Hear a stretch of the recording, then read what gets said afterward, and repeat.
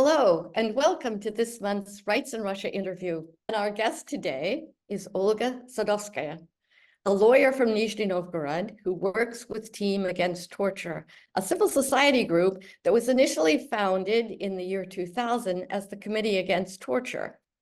For over 2 decades, the group's members have been investigating complaints by Russians about torture. And thanks to their work, hundreds of cases of torture by law enforcement officers have reached the courts, and compensation has been awarded to the victims in many cases. A considerable number of these cases were won before the European Court of Human Rights. Sadovskaya is the leading lawyer in the group specializing in taking cases to the European Court of Human Rights, although she continues to live and work in her native city of Nizhny Novgorod. She graduated from Lobachevsky State University with a degree in public international law, defending the first thesis in Russia on the problem of torture and the practice of the European Court of Human Rights on this issue. Welcome to Rights in Russia, Olga Sadovskaya. It is wonderful to see you again. Thank you, Mary. It's a real pleasure to see you again, too. So since its inception, you have been associated with the Committee Against Torture and now Team Against Torture. How did you come to take up human rights work in general, and what led you to focus on torture among the many human rights issues? Well, how I came to human rights and torture in particular, that is like a set of coincidences. When I joined Committee Against Torture and then it became Crew Against Torture. It's just, I've been going to the university, I've been studying international law, I've been interested in doing something related to law and language. That's why at this, crossroads of the law and language, European Court of Human Rights seemed one of the most attractive directions to go. And so I've chosen to go to international law department, because at the middle of the third year at the university, I have to choose where you go, either at criminal law, civil law, administrative law, or international law. So I went to international law department. And then when I was thinking about what thesis I should write and what topic I should take, I was actually asking my professor from what point I should start my human rights education, human rights career, human rights research. And he said to me very important thing, and it's still, I think, is the most important thing for me. He said that actually, in order to start, you have to start from the basics. And the basic right is a right not to be tortured, because all the other rights can be limited by the state, can be a subject of margin of appreciation in certain circumstances. But torture is the only and one absolute right that you never should be able to limit. And this is the basic right. It's even more basic than a right to life, because actually you can kill a person by mistake, for example, within a police operation. You can kill a person in self-defense if he or she is intending to kill you, but you can't torture person by an accident or a self-defense. It's always an intentional thing, and this is the basic guarantee. Nobody should be subjected to violence with an intention from the state representative. So I just decided to start from the basics. Going back to a bit more of your personal history, in 2021, you spent a year at Colby College as an Oak Foundation Fellow. So what experiences from that year stand out for you? Like from a perspective as a professor, I was extremely happy and grateful to be there, because my students were really, really brilliant. I enjoyed working with them throughout the semester. They were coming from different, departments. Some of them were studying public relations, some of them philosophy, some of them biology, and they wanted to relate somehow to the course that I had there. It was a course on incarceration and human rights and how people should be treated in prisons mostly. And actually, then I would say like about 20-25% of the students I was in touch during my stay in Colby, actually decided to dedicate their career to the human rights. I helped some of the students with internships in different international organizations. Just recently, 2 days ago, I've sent a recommendation to the Rule of Law Global Index for one of my best students who already had a very successful internship in the World Organization Against Torture. And I'm really happy that she continues doing that work. She's really great one. And this is from the personal perspective. I really enjoyed working with these people, and I saw how interested they were in human rights and how we effectively actually worked together on the issue, because they were learning something from me and I was learning something from them, how I should approach young people, telling them about human rights, because we are now from different generations. And what was important for my generation when I was 20 is a little bit different from what is important for them, for the people who were raised in democracy. It's not us who were fighting for democracy when we were 20. It's the people who actually take democracy and human rights guarantees as granted, as something that is very natural.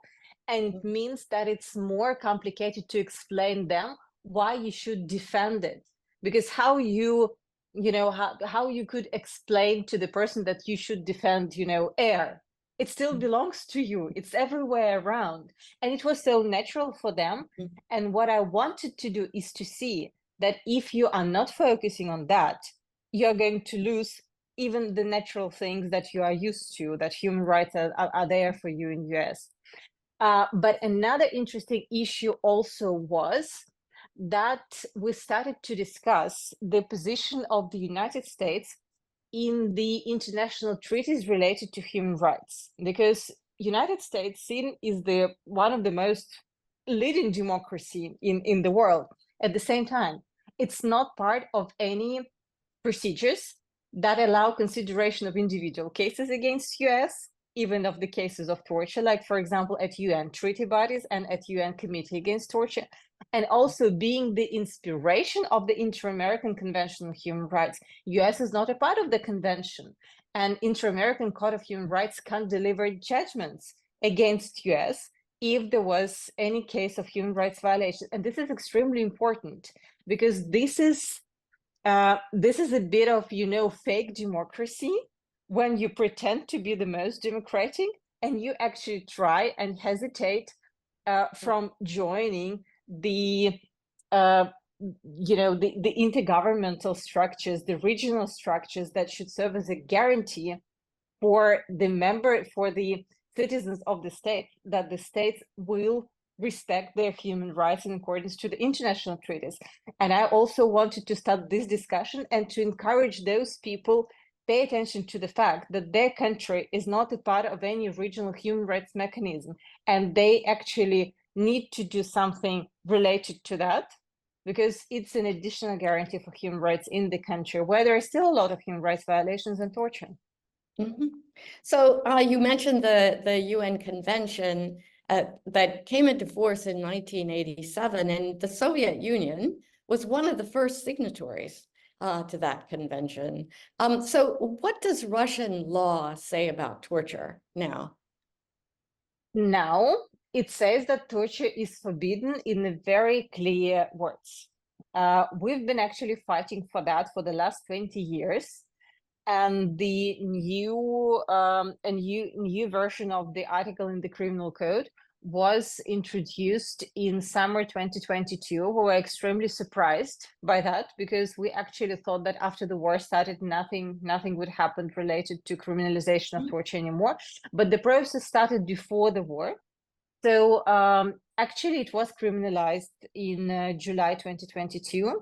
And now we have an article that is still called abuse of power, but it has a part of the article that clearly says that torture is forbidden, and torture is, intended use of violence by the state representative with this and this aim. So in generally reflecting the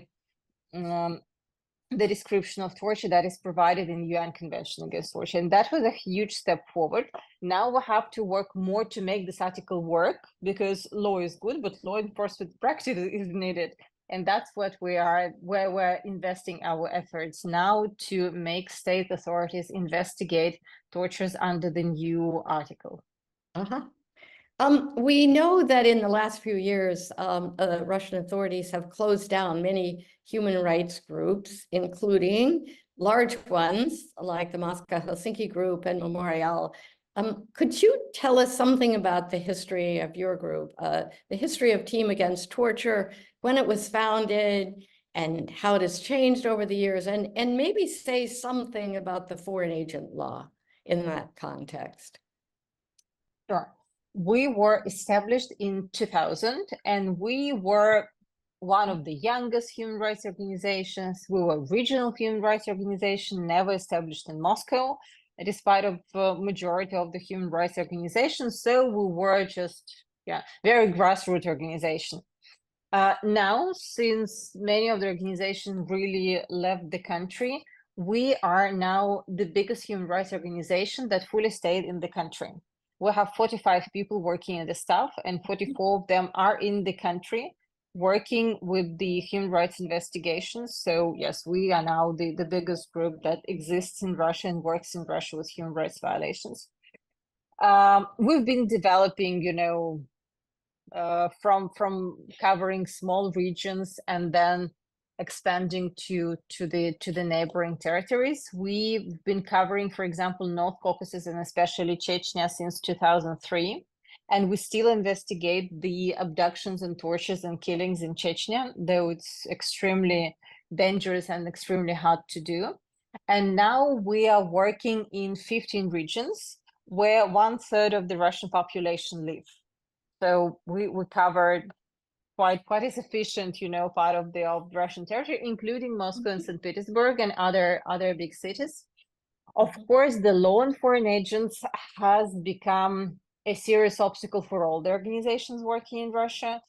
I would say that all human rights organizations in the country have been labeled as foreign agent. We were the last organization to be labeled, I would say, with no way out, because we've been labeled several times, but using different, legal mechanisms and re-registration and everything that was at that moment allowed by the law. We were, sneaking between the lines and trying to avoid the label. But since last year, it became absolutely impossible. So now everybody is labeled as a foreign agent. All our creatures are labeled as foreign agents. And we have to use that label now when we publish any information, when we issue video or press release or anything. Of course, it seriously influences our access to the public, because even if you look at the Facebook, not Russian organization, recognized as extremist organization in the country. But for example, I compare my posts. If I write something personal, or if I write something professional where I'm mentioning that I'm a member of a foreign agent organization, Facebook immediately stops showing that posts to the public. So the number of the views are many times lower than the number of views of the any general post, and that's the story for all the organization. So with all these labels, you have a lot of obstacles on your way to reach out to the public, to talk about human rights and about ban torture to them, and that of course creates additional struggle for them, plus to the pressure from the authorities, because they believe that we're working against the country, against security of the country, but we're actually working to make the country better. Moving from difficulties, could you give us some examples of the successes in your work against torture over the years? I think for me, the most important successes are the saved lives of the people, those people who were kidnapped or taken as hostages in Chechnya, in the North Caucasus, and we managed to take them from the hands of the authorities. I think that also one of the important successes is the rehabilitation of the torture survivors, because if you are able to help people medically and psychologically to return to normal life, it means it also say some kind of saving life for a person, even if you are not evacuating him or her from the dangerous situation. And also, I think one of the most things is that you return to people their faith in justice. It's not the fact that the police officers went to jail is a positive thing, but that the justice was promoted, was guaranteed for the survivors of torture. That is very important. And speaking about the some technical successes, we had very successful PR companies telling about the prohibition of torture with more than 20 million views. And we've been always doing it with different creative agencies, and there are a lot of videos that we have produced, even a song with the video clip. And the change in the law, because we actually managed to deliver two main changes in the national legislation. In 2012, there was a special investigative committee created and became independent from the Office of Public Prosecutor. And what they do is they investigate the crimes committed by the state officials. And that was done after our numerous attempts to get it through the UN Committee Against Torture and through our submissions. And another is this new article on prohibition of torture. When we started to work in 2000, we said that there is no proper article that criminalizes torture. And only in 2022, 22 years after, we managed to get that article to the criminal code. And I think that's a real success as well. How important has the European Court of Human Rights, well, how important has that role been over the years? It was extremely important. Of course, it was important for the victims of torture when they were receiving the judgment, when they were receiving compensation that allowed them to treat themselves or to move to another region in order to forget the circumstances of torture. And individual assistance was very important that they were receiving through the compensation. But also, the European Court of Human Rights was even more important, not on the issue of torture cases, because regarding torture, there were no serious changes of the legislation, but related to other rights, other human rights, it was extremely important because its rulings actually regulated the length of procedures, the independence of judges in the civil cases, the guarantees of the fulfillment of the court judgments, because we were living for many, many years in the situation when there is a court judgment, for example, about paying the compensation, but nobody fulfilled it and nothing happens. And European Court of Human Rights invested a lot in this. It also invested into serious decrease of the prison population in the country. For example, in 2003-2005, the number of the prison population in Russia was about 1 million people. And before the start of the war, it was about 650,000 people. So it's nearly 35% decrease of the prison population because in certain cases, the High Court of the Russian Federation, based on the judgments of the European Court of Human Rights, made a ruling that people under these kind of articles, mainly economical crimes, should not be sent to prisons and should not be sent to pretrial detention centers. And that actually seriously decreased the number of the prison population, and people stayed outside. Could you give us an insight into how the Russian courts tend to treat allegations of torture? I mean, how easy is it to win a case when there's strong evidence of torture, when you're working within the Russian legal system? In order to answer that, it's necessary to understand how the Russian court system works. The Russian court system works in a way that if the case comes to the court, there is less than 1% of chances that you will be released. And there are 99.5% of the chances that there will be a verdict against you.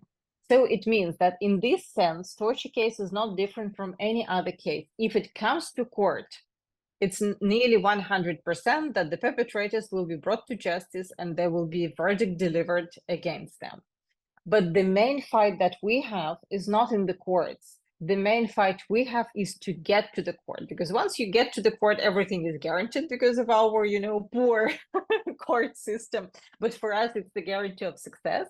And for us, our fight is with the investigational committee to make the investigator to pass the case to the court, because where we have the problem is that the investigator refuses to open a criminal case, even if there are a lot of evidences that the person presumably was treated and ill-treated by the state agent, and then not investigating properly and, just floundering within the case, not doing anything with that, and not preparing to be transferred to the court. So that's where we have to invest our effort. And when the case gets to the court, I mean, Russia is a repressive country.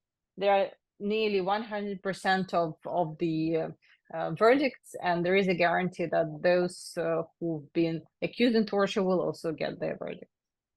You mentioned some of the work that you had done in increasing kind of public understanding of torture, videos, public education efforts.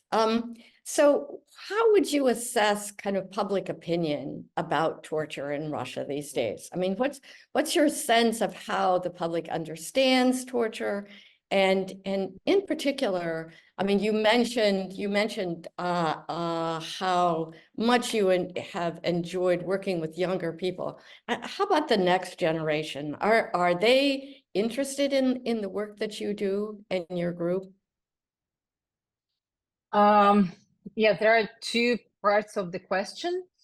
Related to the attitudes towards torture, I would relate to the index on torture. That is the research that is done by our partner organization, Public Verdict Foundation.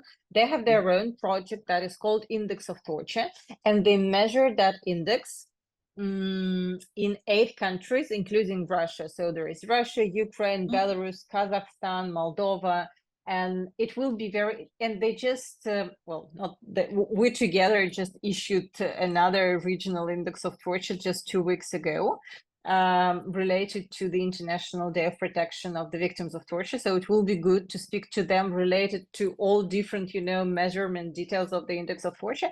But what the index shows, when we've been collecting the data for the joint research, is that 47% of the people in Russia say that it's acceptable to use torture against people suspected in extremely serious crimes like terrorism, pedophilia, rape, or something really, really serious.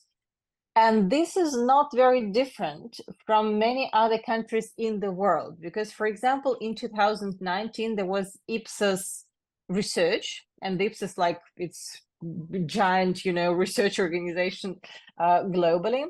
And this research was called Millennials at War. The research was done in 14 countries, and each of these countries had their military personnel somewhere outside the country, like, for example, Canada, United States, France, Germany, Russia, not necessarily participating in some kind of war, but having their, armed forces somewhere. And the question was also about acceptance of torture to be used against terrorists, for example, or people that are suspected in committing war crimes. And about 45% in all the countries, more or less, were saying that they do accept use of torture in these cases. And when they were explained about the international treaties, international obligations, and humanitarian standards, 37% of the people still said that in certain circumstances, torture is an acceptable way of dealing with the suspects. So despite the fact, we think Russia is now, perceived as an aggressive country, and that may mean that the people accept torture more than people in other countries. In reality, it's not. The general acceptance of torture in all the countries, developed countries, let's say, is a bit less than 1/2 of the population. And when you thoroughly explain them, it decreases, but not dramatically, everybody supports ban on torture. And it means that we need to invest, again, more and more in, edutainment, education, public relations. I'm talking about different torture and torture issues, and we will never reach a point where everybody will be against torture. There will be always people for capital punishment. There will be always people for torturing terrorists or suspects in some serious crimes. We just need to decrease this number and to make punishment for the torturers unavoidable. Mm-hmm. Can you speak to kind of the next generation? I mean, do you see any kind of split in opinion? I think that next generation is more human rights oriented. Related to the violence, well, actually, there is a research made by Steven Pinsker that the level of violence is decreasing around the world, despite some regional outbreaks of the state-owned violence. But in general, I think I see the decrease of violence, and that's the level of perception of violence is much lower towards the young generation, because for them it's not really natural to hear and to talk about physical punishment in the families, for example, like my generation when we were small were used to. I was not badly treated in my family, and I never experienced any physical kind of punishment, but I knew perfectly from the stories of my friends that children have been physically punished in their families from time to time. Now, what I hear from my kids, they nearly never heard of anything like this. And that actually gives me hope that the level of violence in the families is decreasing. And that actually creates a lower tolerance towards torture and towards the state-owned violence as well. Well, that's a hopeful sign. I'm thinking about your current situation in Russia and whether you think it's going to be possible for you to continue your work, how you see your future, and how you see Russia's future in this context. Well, it's a very big question what future we mean. Well, in a week, I'm going back to Russia. So in a week, I'm sure that I will be able to continue my activities. I'm not sure about 1 year after. I'm not sure about the next summer because we don't know how the situation will be changing.